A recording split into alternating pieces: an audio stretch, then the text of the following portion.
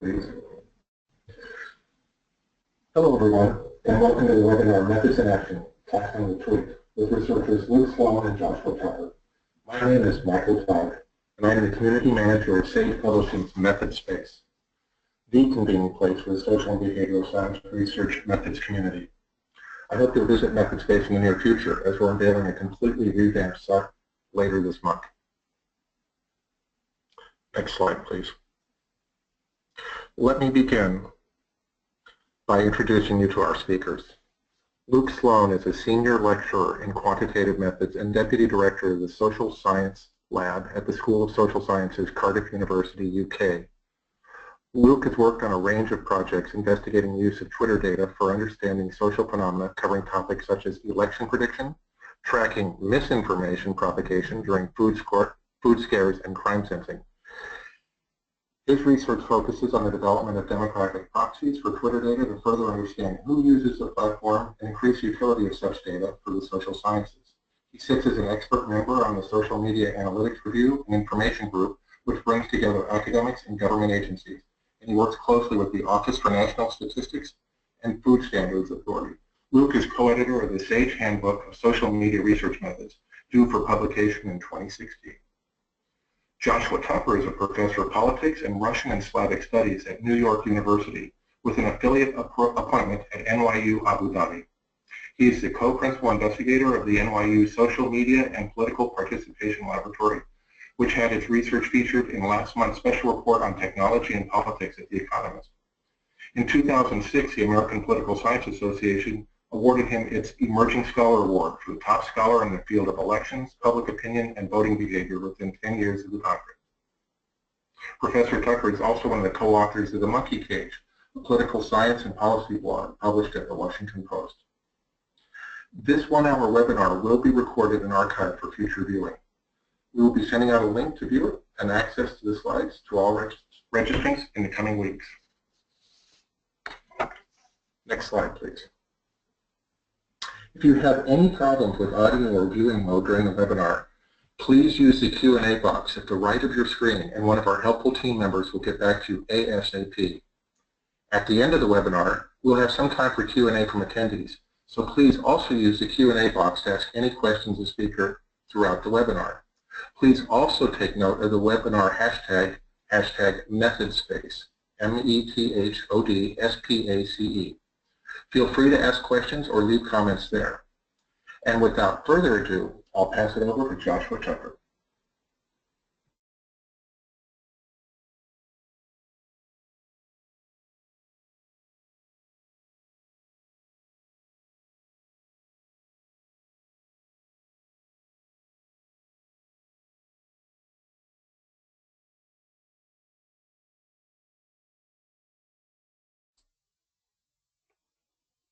Okay, thank you so much for the introduction, Luke. And I hope right now everybody is seeing the correct screen that's supposed to be up here with my screen. So it's a great pleasure to be here today and to talk to you a bit about social media, politics, and political participation, or a brief guide to what we can learn from Twitter about politics. What I'm going to talk to you about today is I'll very briefly introduce you to what the SMAP Lab is at NYU. And then I'm going to talk to you very briefly just about a bunch of different examples of the types of research that can be done today with Twitter data. So I'm going to show you research from 5 different projects, all of which were conducted using data from Twitter. And that's the sort of key point. So we're going to look through these 5 projects that are here. So the SMAP Lab is a lab that was set up at NYU University. It's an interdisciplinary lab with 4 principal investigators covering the fields of political science, computer science, biology, and social psychology. And we're interested in the intersection of social media and politics. And we originally were formed to try to study the effect of social media on political behavior, and also at the same time to try to figure out how to harness social media data to better understand that relationship. However, as we got into working with this data and we got more and more familiar with what we were doing, we saw that the opportunities were sort of much larger for using social media to explore all sorts of different aspects of politics, and would give us insight into not just mass political behavior, which is what we sort of first started thinking about, but also behavior by elites, and even about topics that had nothing to do with social media itself. We have data scientists and software engineers who work with the lab. We have 2 postdocs and approximately 10 PhD students. We have undergraduates and collaborators, and probably the most exciting thing for someone who comes out of political science, which is not a sort of traditionally lab-based approach to studying science, is that we've also have weekly lab meetings where we pull together all of the different people involved with the lab, plus other people who may be in town or coming through the university to sort of discuss the research that's doing. So sort of normal stuff for natural sciences, but really exciting for social sciences. So the first piece of work I want to show you has to do with the question of thinking about the internet as an echo chamber. So in a sense, this may be the question of the internet and politics. Is the internet the sort of great democratizer of access to information, that by being able to go on the internet, all of a sudden now we can get things that are normally outside of our purview, the type of information about politics that we would normally come across? Or is it quite the opposite? Is it an echo chamber whereby people go onto the internet and what they're able to do is continually find people who will reinforce their own views? So this is something that's being studied, talked about widely, wondered about widely, and we thought we would look and see what Twitter might be able to tell us. So on the left here, you can see a picture of that we created from Twitter data of people tweeting about the 2012 presidential campaign in the United States. Now the red lines here are people who are more conservative in their ideology, and the blue dots are people who are more liberal in their ideology. And as we can see, what the lines are here is the sharing of information across these groups. So when one person retweets somebody else's tweet. And so we're looking at information sharing here. And what this picture kind of nicely illustrates is that when talking about the presidential campaign, yes, there is some information being shared across liberal-conservative divides in the United States, but so much of it is being shared within these particular divides, within the more blue community or the more red community. However, when you look over here on the right side, this is the 2014 Oscars. So we're seeing here that when we move from an explicitly political topic like the presidential campaign to the 2014 Oscars, we no longer see this pattern. We see that there's variation in the extent to which the internet is an echo chamber.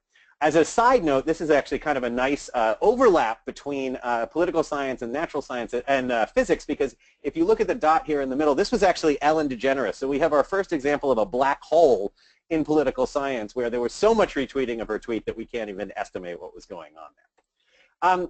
So that's just this was a sort of, anecdotal look at 2 events. What we did in the one paper, and this was work that the paper was published in 2015 in Psychological Sciences, the lead author was Pablo Barbera. What we did in this paper was we tried to systematically look at the extent to which there was this ideological polarization across different issues.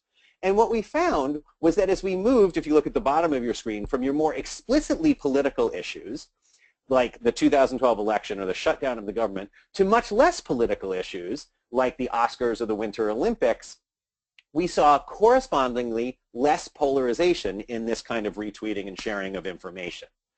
Interestingly enough, we also saw that this could vary even within issues.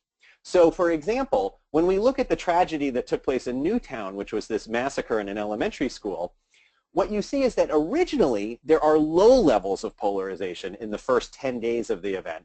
But as the discussion changed from the tragedy itself to its implication for gun control laws, an explicitly political issue, we saw an increase in the amount of polarization. Again, all this is that we're learning this from Twitter data. Moreover, in one of the more interesting findings from the paper, we also discovered that while liberals were always more likely to retweet liberals and conservatives were always more likely to retweet conservatives, to the extent that there was a distinction across every single one of these issues except other than the Winter Olympics, it is always the case that liberals were more likely to share information from conservatives than conservatives were to share information from liberals. So at the bottom of the paper here, you can see the citation. Everything that I'm talking about, the research is all available on the SMAP website. And we used a method in this that was developed by Pablo Barbera, formerly a grad student at the SMAP lab, now a postdoc here, and who will be starting as an assistant professor at USC in the fall. He developed a method that allowed us to estimate the political ideology of Twitter users. Okay, here's another application that we have. So many of you will remember the sort of Euromaidan protest that took place in Ukraine a couple of years ago. Ukraine is a country which has 2 nationalities within the country, but also groups of people whose primary language is both Russian and Ukrainian. And in the field of political science, we've long had these theories about ethnic politics that have wondered about whether critical or threatening political events can trigger ethnic identity. So if we think of ethnic identity as being kind of fluid, the question is, can threatening political events cause people to have that identity activated? And we had an idea that we might be able to try to test this using Twitter data by looking to see at whether people's dominant language usage, so Ukrainians using Ukrainian and Russians using Russian, would increase at politically sensitive moments. And by collecting Twitter data, we were able to measure people's preferred language to use on Twitter by how they had registered with Twitter, and then also to use the language that they're using at the time, in real time, as these events were unfolding.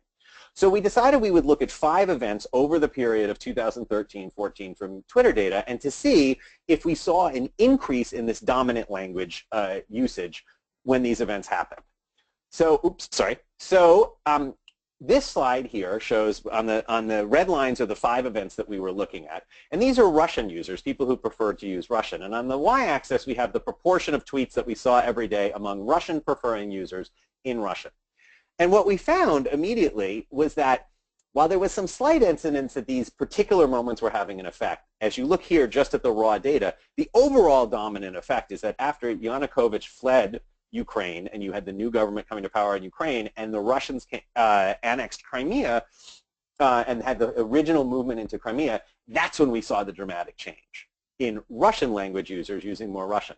But then the stunningly interesting thing was that when we looked at Ukrainian users, and again, the prediction was that we would see at moments of ethnic identification more of your own language usage, we saw the exact same thing with Ukrainian users in the sense that they also started using Russian more at this period of time. And that led us to this alternate explanation that maybe we had this wrong in thinking about Twitter as an observable implication of ethnic activation of identity, but instead, maybe the story was much more about language as a communication tool, and at the moment that Russia got more involved, more people started using Russia. Again, these are preliminary hypotheses. This wasn't what we set out to test.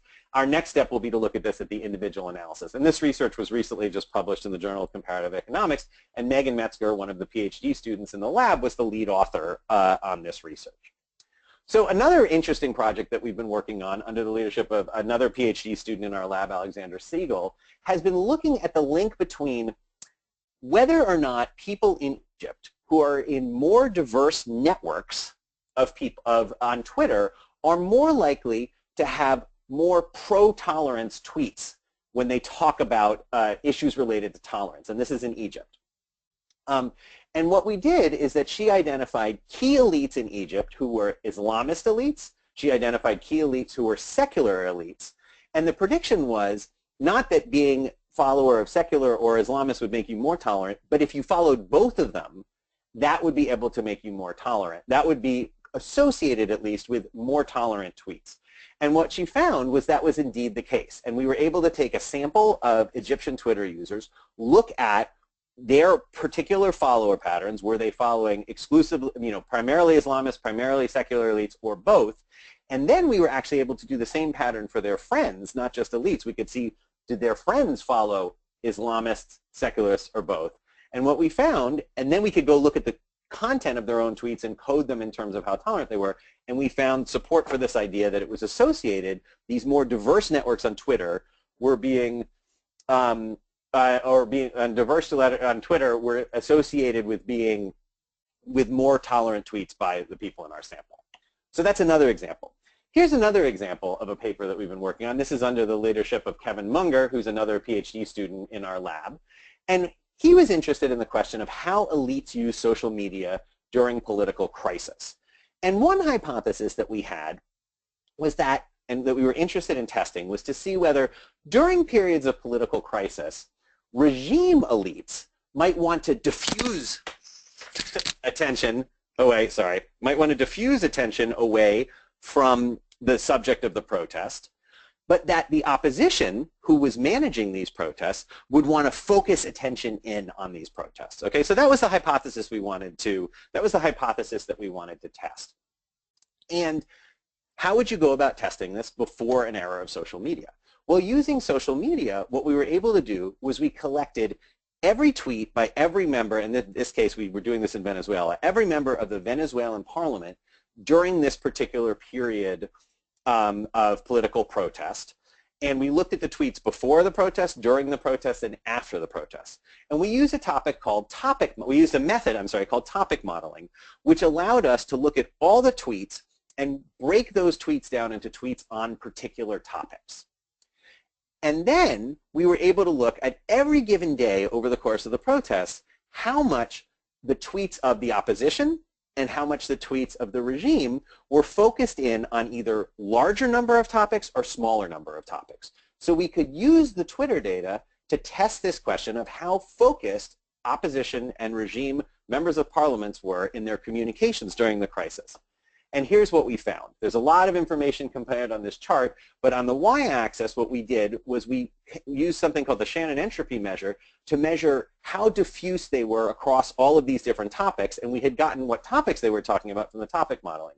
The lines here refer to crucial moments in the development of the protests, and the straight line is the opposition elites, and the dotted line is the regime elites. And what we find, and we have a mark for every day, how focused they were on smaller or larger number of topics, but what we see is this very dramatic effect, which is that as we get into before the protest period, they look the same in the terms of focus. After the protest period, they look largely the same in terms of protest. But during the protest period, this huge gap opens up with regime elites being much more diffuse than opposition elites. So again, Twitter data is allowing us to test these hypotheses we have, in this case, not about mass information, but about how elites are behaving. And one final piece of research, just to quickly show you before I wrap up, that follows up on this question of how regimes respond to opposition. And in this case, particularly, we're interested in how regimes respond to online oppositions. And I'm doing work with two of the grad students in our lab, Sergei Sanovich and Denis Stukal.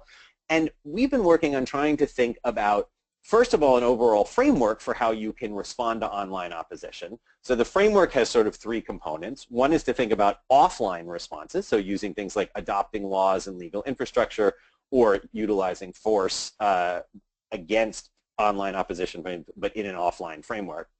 But then we can also think about how regimes respond online. So most of the attention to date has been on ways that regimes try to restrict access to content. So this would be things like censorship. If any of you have seen the recent work by Gary King, Molly Roberts, and Jen Pan about how this is going on in China and how content is restricted. But of course, the other option is that regimes can try to engage and shape the content by participating in online discussions.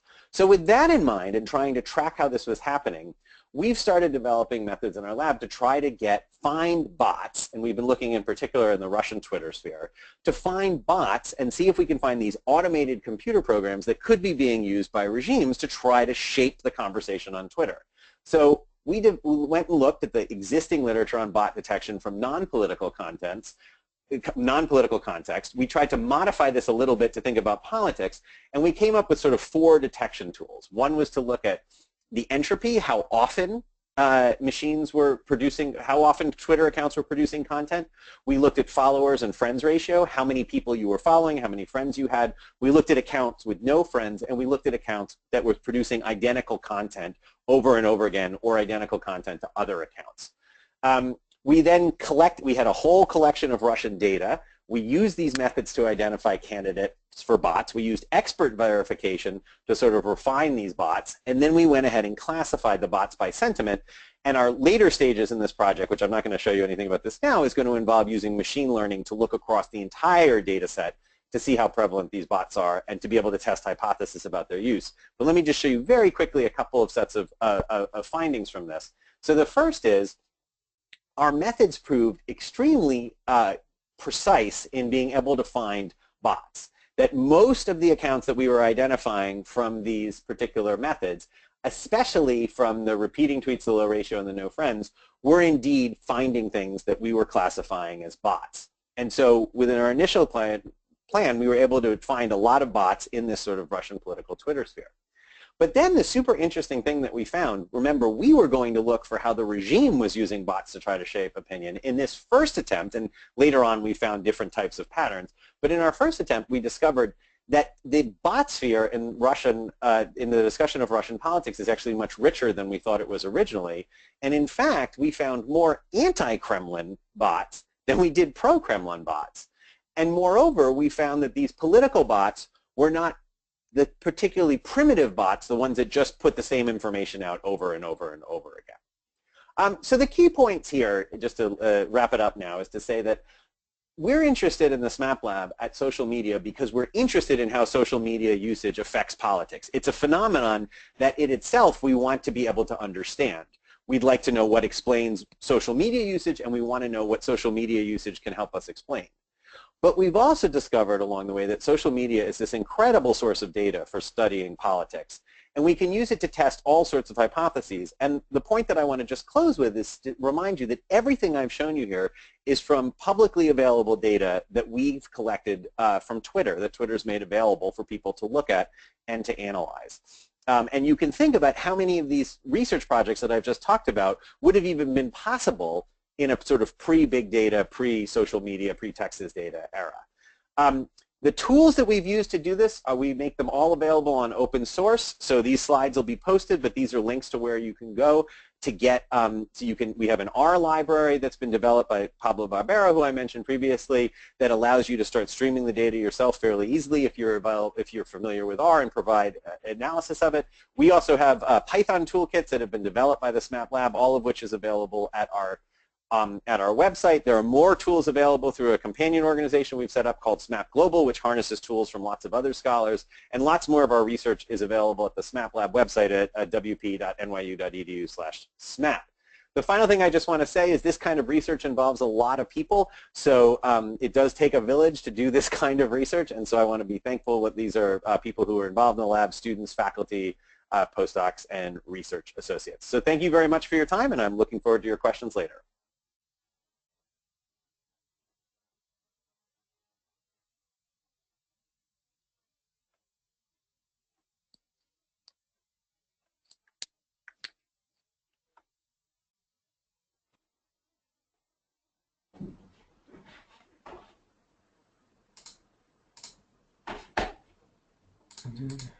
Okay, hello everybody. Just get the right PowerPoint. Hopefully everybody can see my PowerPoint now. I'll expect a comment in the chat box if not. Right, hi everybody. My name's Luke Sloan. I'm from Cardiff University and the Social Data Science Lab. What I want to talk about today actually links on quite well from what Josh was talking about. I'm primarily interested in the utility of Twitter data in conducting social scientific analysis. I've been involved in lots of different projects, from election prediction to looking at crime sensing with colleagues in computer science, and my colleague Pete Burnap, and a criminology colleague here, and Matthew Williams. I've also worked with government agencies looking at how information, misinformation rather, is propagated on Twitter during food crises, and generally understanding behaviour and how things manifest online, such as the London 2012 Olympics. But for me, the fly in the ointment, and I would classify myself as a methodologist as much as anything, has always been that we just don't know who uses Twitter, and we don't have demographic characteristics. So in any classical socio-scientific study, we would have a section asking for age, gender or sex, race or ethnicity, nationality, language use, so on and so forth, income, occupation. And considering that most of social science is actually about understanding these group differences and how they perpetuate differences in attitudes, opinions, income, inequality, it actually makes Twitter data quite difficult to use. However, as Josh pointed out, there is a lot of potential there. There are a lot of questions, a lot of new avenues of research that we could choose to investigate if we could make this data less data light. So fundamentally, there are signatures of social events, social phenomenon that manifest through Twitter, as Josh has shown, and I'm interested in how to add a bit more value to the data by classifying the demographics of those users through the development of proxies. So what insights do demographic proxies offer for behaviour on Twitter? Does Twitter behaviour differ by demographic groups? Do men and women differ on their sentiment, their interactions? And the answer is yes, actually they do. I'll show you some evidence of that later. And do real-world demographic differences manifest in the virtual world? Again, the evidence that I've started to collate suggests that it does, and that occupation and language use differs by groups, and that affects the way in which people interact with Twitter and the way in which they use it. So I want to talk about some of the development of demographic proxies that I've done. These are largely first steps, and some of them seem quite simple. And the next step with a lot of this research is to test and refine it further.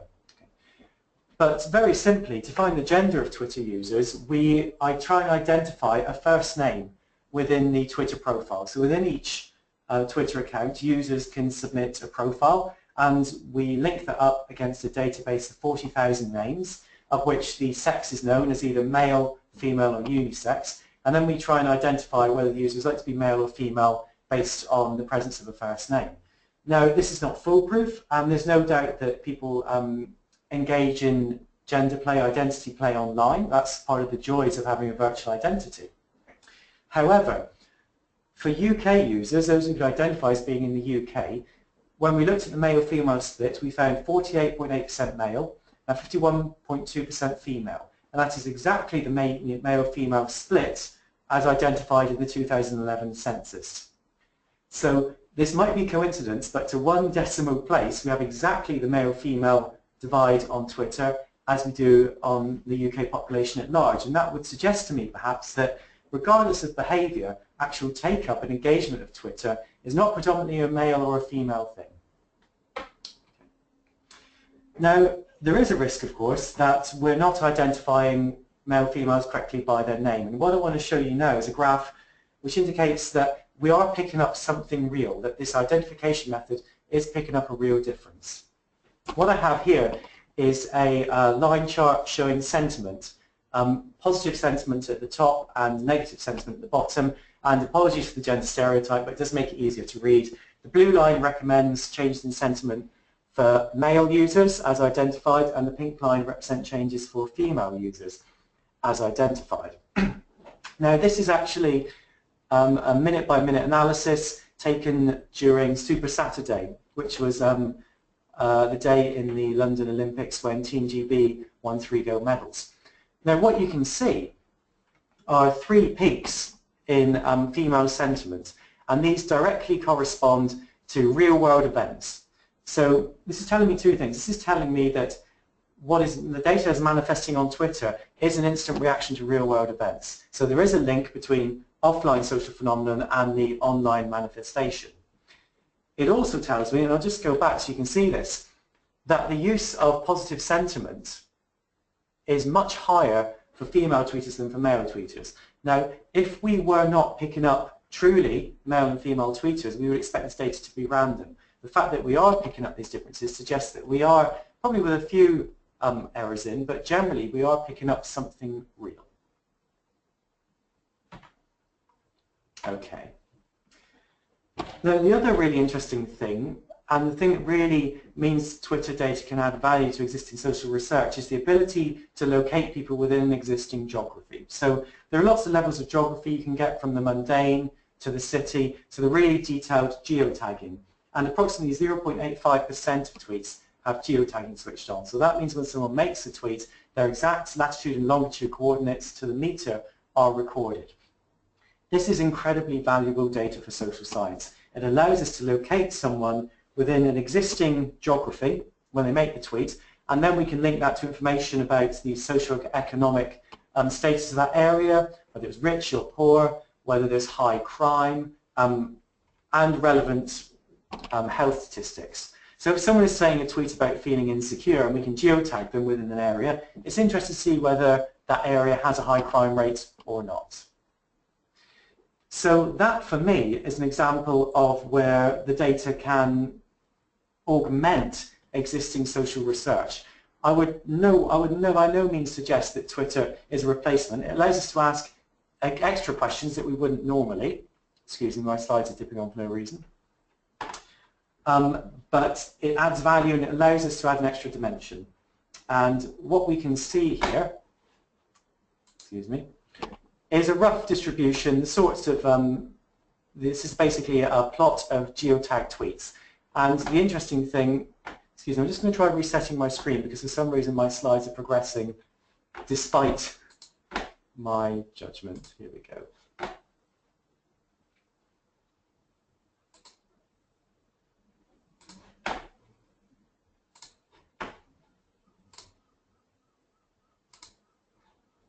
Apologies for that. Please say if you can't see it. Hopefully that's fixed it. So what I have here, is a map of geotagged tweets. And what you can see basically is that clustered geotagged tweets around areas of dense population. Notable absences in some countries. Twitter is very much a Western phenomenon, and South America. You can also see dots all over the place, not on the land. And that likely relates to people who shouldn't be using their phones on flights, but actually are. Right. Now, there's a real problem with using geotagged tweets for social scientific analysis. They are the most useful because you can locate them within an area. So we've done a project recently led by Matt Williams, criminologist here in the School of Social Sciences, about crime sensing and looking for tweets about crime or relating to low-level disorder and linking it to instances of actual recorded crime. The problem is that recent work I've done shows that the people who switch geotagging on, the people who are the most interesting to us, are not a random selection of the Twitter population. They are more likely to be male, they tend to be older, there's differences based on their occupational groups. They also use different language interfaces. So some of the stuff Josh was talking about, language in Russian and Ukraine, was interesting. Some research shows that people from certain countries, particularly Russia, are less likely to have geotagging switched on than others. And I think there's some interesting cultural research to be done there on practices on social media based on where people are located. And of course, language is only a proxy for location too. So that's another factor to consider. Now, the other big criticism of social media, and one of the reasons why it's not representative and it can be difficult to predict things like elections, is the age distribution. And what I have here is an example. The chart you see in front of you, the histogram, the top layer is the age distribution according to the UK 2011 census. The chart below that is the age distribution according to an identification algorithm I designed for looking at Twitter users. We can pick up the age of about 0.35% of Twitter users, which is still a significant number. There's a question around whether older users choose not to disclose their age, so they might not be missing at random. However, for those we can pick up, it confirms our belief and understanding that the Twitter population is very young. Now, even when only 1% of the proportion are, say, age 43, 44, that's still 10,000 odd people. That's still a high number of people using Twitter at that age. So the advantage of big data is, yes, the proportions are very small, but a very small proportion of a massive number is still a lot of people. So although those older groups do appear to be underrepresented, there is still a lot of content produced by them, so it doesn't rule them out. And there's possibilities around weighting, calibrating data to account for this. So if I'm trying to predict election results, I know that younger people are more likely to produce left-wing sentiment on Twitter. I know that Twitter, therefore, is likely to probably overestimate positive sentiment towards left-wing politics, and I could adjust for that accordingly.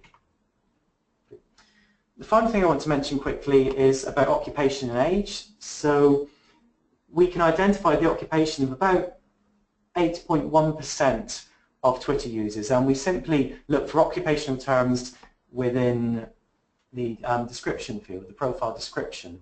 And what we have here is a comparison of Twitter occupation against, again, UK census. And we see there's a massive overrepresentation of lower managerial, administrative and professional occupations. Now, there are a few problems with occupational detection. Fundamentally, there's no reason why someone would put their real occupation on Twitter, and we find a real overrepresentation of photographers, creative writers, people that design websites, and the creative things, basically the kind of occupations that could be construed also as hobbies. So someone may well work in a call center, but they choose to present themselves on Twitter as a photographer. And that's very interesting. It picks up on different information. It makes it difficult to locate. But we also find that people in certain types of professions, such as doctors, teachers, are quite likely to say this on their Twitter account, and that's probably because they're using their Twitter account in a professional capacity.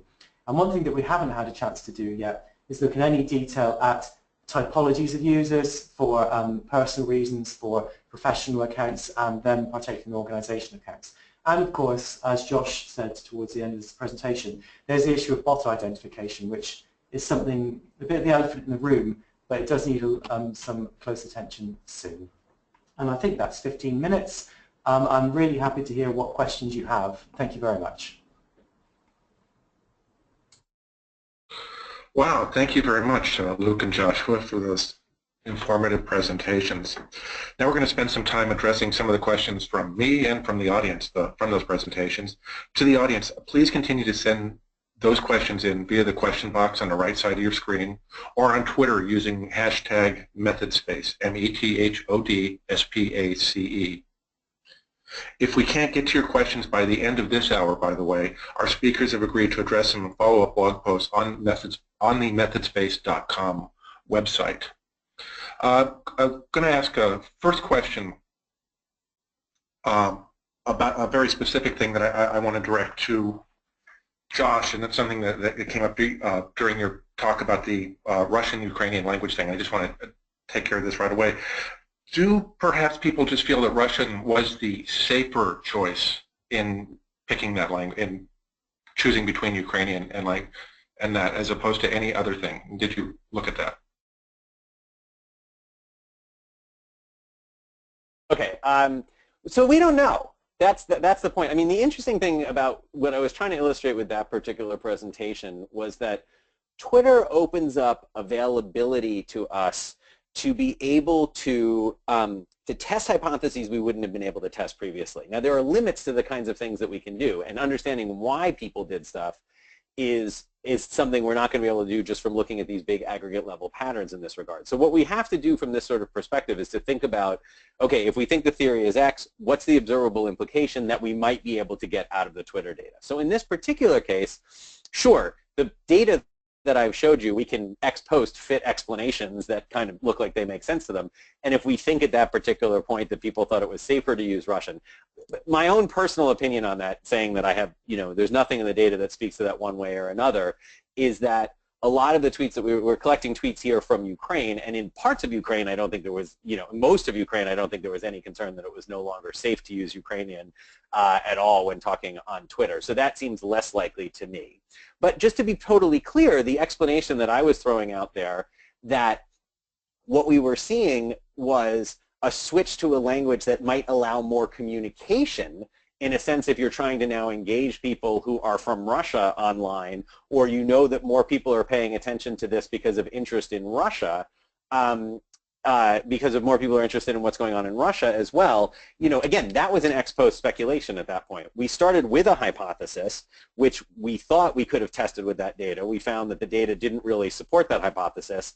Now we'd have to go forward to sort of test this there. But it's an interesting idea, and I think, that's the fun part of all this. Thanks for that. Question for both of you, but I'm gonna ask Luke to answer first. And many journals and even some funders now require that data that is used in that is published, that data be made available on Twitter data or your larger social science data. And again, I'm asking Luke about that first, but then I'm going to ask Josh. I'm going to ask you to answer it second. Yes, so I've experienced that twice recently. So I have 2 papers published in PLOS One which require the data to be shared. Now, the bottom line is that you cannot share the raw data. You'd be violating the terms and conditions of Twitter if you did share it beyond your research group. However, what you can do is share anything that's derived from it. What's often quite common, particularly for people doing analysis of individual tweets, is for them to share the individual tweet ID, and what that allows is other researchers then to go and use that to retrieve the data and recreate it. It also allows the Twitter users themselves to withdraw their tweet at any time and that it won't be picked up. I think there's an interesting question around whether Twitter data is primary or secondary analysis as well, and I think that's always going to be a problem for any transactional data that occurs. It's not produced for the purposes of research, but it is interesting to researchers. And I would say certainly within the UK, and I expect within the US and other countries as well, this is a lively debate at the moment of how we don't inhibit research using this data, but continue to use it within a correct framework and a rigorous framework that allows proper social science to occur. Josh, how about at SMAP? What do you guys do with your data? Well, yeah, I think Luke has already answered what the policy is for posting data when journals require replication data, or just generally if you're committed to trying to make, you want to share data after you do this. And the key point here is this question of allowing, as Luke mentioned, of allowing this sort of retroactive deletion of tweets, which is very important to Twitter. What I want to just make one comment about this, but was one of the more interesting things I heard when I first started learning about working with this data, which is that we often think, there's a lot of discussion in social sciences now about replication, and there's replication, which is trying to show that results that researchers have found hold on new analysis, and there's reanalysis of the same data. What's so nice about working with Twitter data is that it's compared to survey data or data from a huge sort of aggregate level study that took years to collect this data. It's often very easy to go out and collect new data for Twitter data that's similar to the data that people have used before. So while there's this complication of the data is produced by Twitter, and Twitter has terms of services for using the data, there's also this incredible opportunity. So for example, going back to the first study I showed where we collected data on 12 issues in the US, yeah, you could go to the data repository and get the tweet IDs of all the tweets we did to do that. You could also go out and collect data on 5 more issues or 6 more issues fairly easily using the code that we use to run our analysis, and then rerun the data on rerun the analysis on new data. So I think there's yin and yang here, and I think there's, to the extent that there's this retroactive deletion, it cuts into the ability to ever replicate the study exactly the same way off of the raw data in ways that we like. At the same time, there's this incredible opportunity to go out and collect new data at a low cost to do a replication study in the sense of like running the analysis on new data. Luke, what's your take on that? I think it's a really critical point actually that Josh has made, that some of the work I do around designing information propagation models to understand why tweets are more likely to be retweeted are very context and event specific. And it's very hard then to generalize and say that if you do this with a tweet, it's more likely to be retweeted in a different scenario. So I just want to say that Josh has really put his finger on the point there, which is that the value of this is actually replicating and see if the findings occur in different events and different situations. Question for both of you, but I'll go to Josh first. How do you physically get this data? I mean, I have my Twitter feed, and I look and I can see what's there, but you're looking at something very large. What do you go to Twitter and do you ask for this, or do you have people that are sitting there watching their computers with gimlet eyes? How do you do this? And Josh, if you address that first. Sure.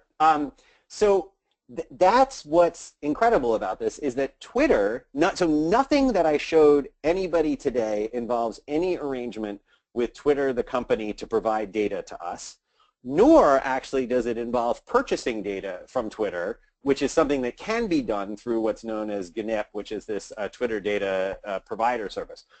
The interesting thing, so Twitter and Facebook, and we've shown you all sort of Twitter today, actually have these interesting variations in this way. Facebook, you can scrape using the Facebook's API publicly available pages, and you can go back in time and get all of the data that's ever appeared on that page, but only for publicly available pages. And most Facebook pages are, of course, private. They're not available to the public. Most Twitter accounts, however, are public. The way the Twitter API works is you can basically collect any data that you want from the Twitter API in real time using search terms, and there's a variety of different search terms. You can use geographic search terms like what Luke was talking about here. You can use keyword search terms, which is one of the most common ways to go about doing this. You can use hashtags. You can collect that data in real time, provided you don't collect more than 1% of the tweets at any one particular time, which is fairly rare on Twitter. So you use programs, and as the final slide that I had, or the penultimate slide that I showed during my talk, showed tools that have been written. One is this program called StreamR that's in the R language by Pablo Barbera, who was a grad student here. And Pablo, you can use StreamR yourself to download that right now if you know how to use R, and you can start streaming data onto your own computer right now with your own keywords and search terms, recognizing that what you're going to be doing is collecting in real time. We also use other programs that the SMAP lab have developed to do this with Python to collect data and then to go ahead and analyze the data. But essentially what you're doing is Twitter has an API that you contact that API, you are requesting particular data, and there's and Twitter will deliver that data to your computer. It's more complex than I can get into in the short period of time. There actually are two different types of Twitter API. What I've been telling you about is the sort of real-time streaming API. There's also something called the REST API where you can say, I'd like to know, I'd like information about this particular account, and then it will deliver you different information. But again, this is all contingent on people, when they join Twitter, making their data and their tweets publicly available. So Luke, have your experiences been any different? I assume they're broadly similar, but maybe you could explain a little bit about how you capture Twitter data and if you've developed any unique tools. Yes, absolutely. So the mechanism is the same, but I was involved in the development of something called the Collaborative Online Social Media Observatory, COSMOS, which anyone in academia can download. If you go to cosmosproject.com, in fact I'll find the link and circulate it. It's a tool developed for people who don't have the expertise in R, and it helps you set up a Twitter data collection. It also provides some visualization tools as well. So the reason that a lot of people find it hard, I think, to start with Twitter research is the computational difficulty they perceive around accessing the data. So we try to, if you like, democratize access by giving access to this tool to academics and not-for-profit organizations.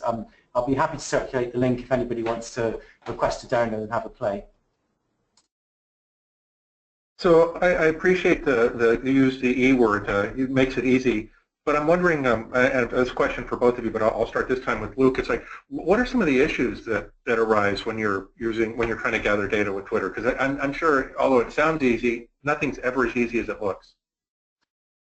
No, nothing's easy, and it can be a nightmare, to be honest. The problem is the data isn't generated with a research question in mind. It's naturally occurring. So when Josh is talking about the API, you can either get a random 1% of everything, or you can specify key search terms. Now let's say I'm interested in collecting information on political parties in the UK because I want to, say, come up with an election prediction.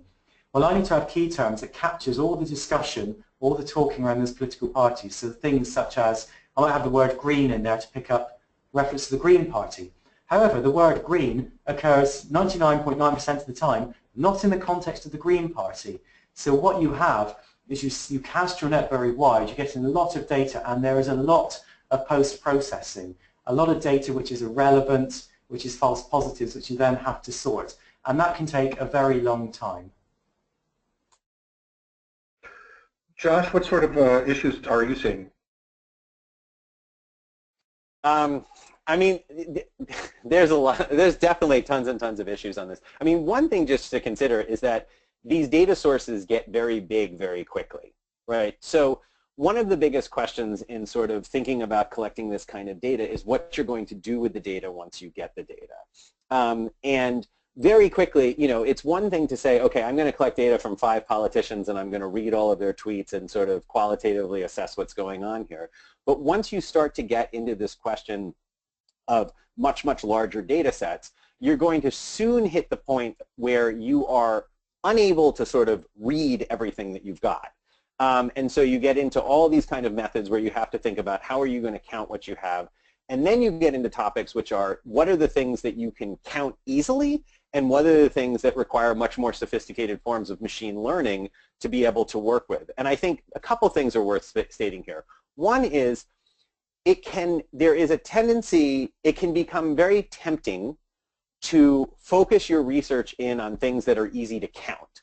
And that may not be the most interesting quantity of interest. So just to take for an example, you know, everybody talks about how much more Twitter activity there is talking about Donald Trump. That's really useful if your research question is who's being spoken about the most in social media. If your research question is I'm trying to estimate the popularity of different candidates for office, well, that may be tons of tweets that are mocking Donald Trump. It might be tons of tweets that are negative about Donald Trump. It might be tons of tweets that are positive about Donald Trump. So you very quickly can hit the limits of what you can do simply when you're collecting Twitter data. One piece of advice that I would have from people is that I think is the converse of this, is that because you get so much data and because you're immediately going to be jumping into these more quantitative and machine learning based methods to try to do things interesting with it, it is important to take a pause and to actually read the material you look at. So even when you're working with very large data sources, I think it's always still valuable to make sure that you're reading occasionally, you're looking at these things to try to get a sense of what's in there, because you'll find that sort of very illuminating. And I think the other thing is to just remember that, you know, because you think you're collecting X, you may not be collecting X. And so that's really important to sort of look at that. You always want to be taking care. You're dealing with computer programs, you're dealing with APIs that are sending you information. You want to make sure that what you're reporting you have is actually what you think that you have.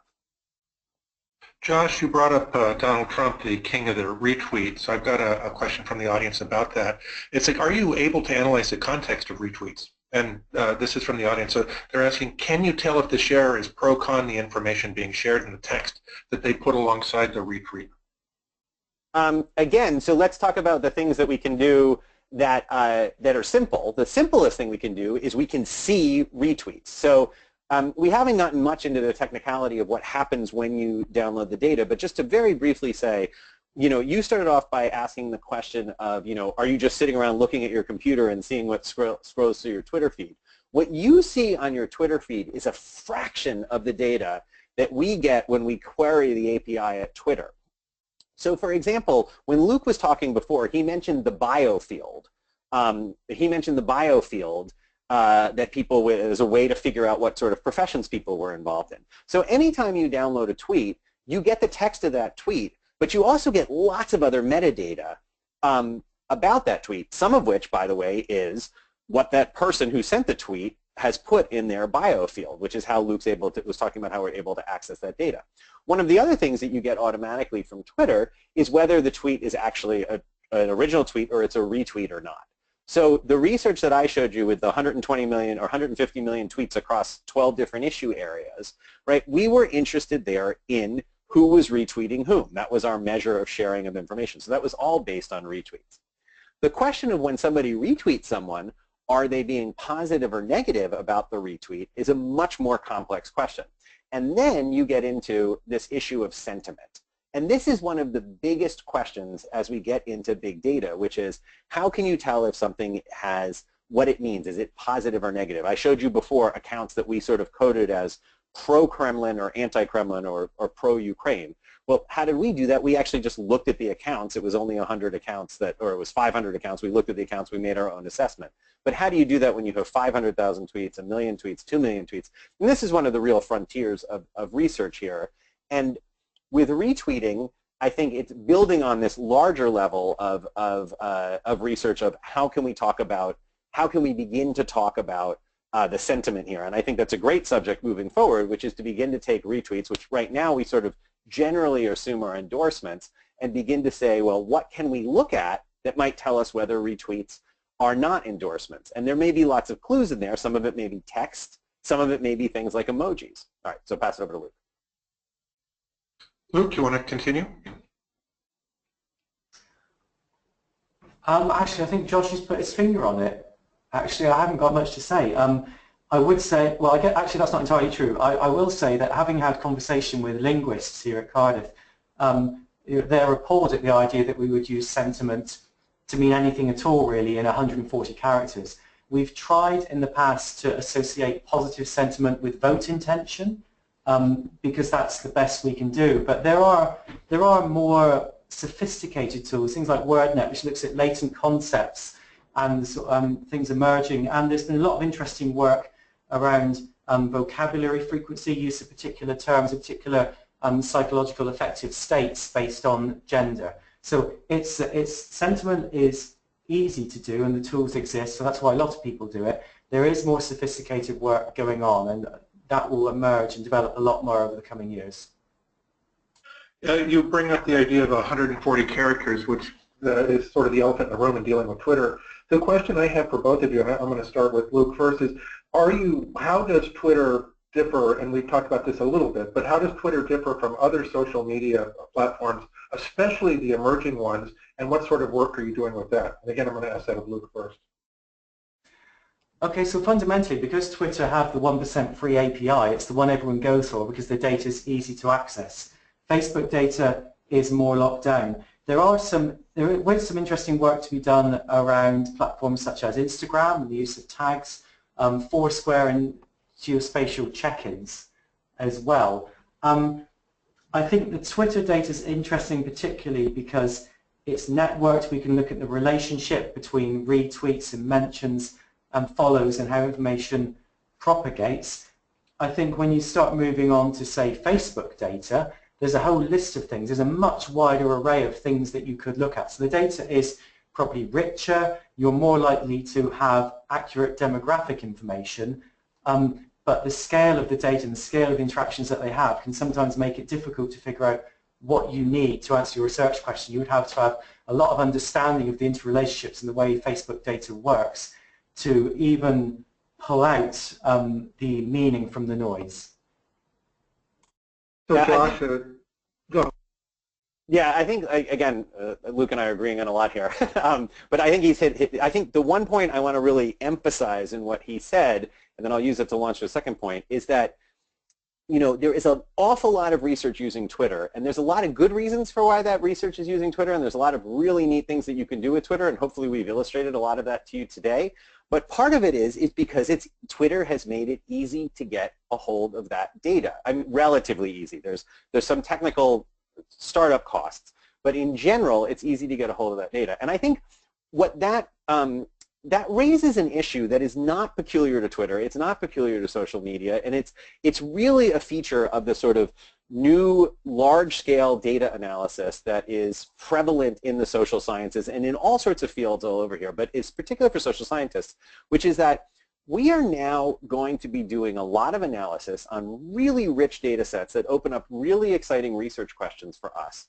But they involve interacting with big, large, for-profit companies. And this is, I think, new to us, right? We're used to reading constitutions and coding constitutional rules, or paying survey firms to carry out surveys for us, and we then get the survey data from this. Twitter data could disappear tomorrow if Twitter goes out of business. It probably won't, but it could, right? Access to Facebook data changes when Facebook decides what it's going to make publicly available and what it's going to make not publicly available to researchers. And I think there are other fields of research that have had more experience on this, like biologists dealing with drug companies. But I think it's something that we should be aware of, that social scientists, if we're dealing with things like cell phone networks, if we're dealing with credit card purchases, if we're dealing with Google News searches, we are interacting with very large companies, and I think as a field, this is something we want to wrestle with, and I think we're going to have to think about how we go about doing it. It's certainly been very challenging and interesting for me to become part of this world, but I think as scholars, we also need to think about how that biases the type of information we're going to be able to study and what kind of data we're going to have access to, and in addition to the pragmatic questions for how it affects our research agenda. Gentlemen, I think I'm going to call it there, although I have one, speaking of pragmatic questions, I have one very, very quick pragmatic question. Isn't there a 7-day window on how long we can access Twitter data? Josh? It depends. The streaming, I mean, I don't know about a 7-day window. The streaming API allows you to get data in real time. The REST API, you can, for users, you can request users information, and that will include their 3,200 most recent tweets, which can often go back an entire year. I'm not familiar with this seven-day period. Maybe that has to do with keyword searches or something like that and the resting API. Thank you both. I think that is about all the time that we have for today, and I want to thank everyone for joining us, and I want to give a special thank to our speakers, Luke Sloan and Joshua Tucker, and to our behind-the-scenes ringmasters, Camille Gambeau and Tiffany Medina. In the coming weeks, be on the lookout for an email that includes a link to view the entire webinar and the slides, as well as answers to some of the questions that we did not have time to get to today. Please stay connected with us on the methodspace.com website. It's sponsored by Sage Publishing, a leader in research methods content for 4 decades. But stay connected with us on MethodSpace for information about upcoming webinars. And again, please stop by MethodSpace as we debut our new look and our new features. Again, that's it for all of us at Sage Publications MethodSpace. Josh and Luke, thank you all very much. Bye.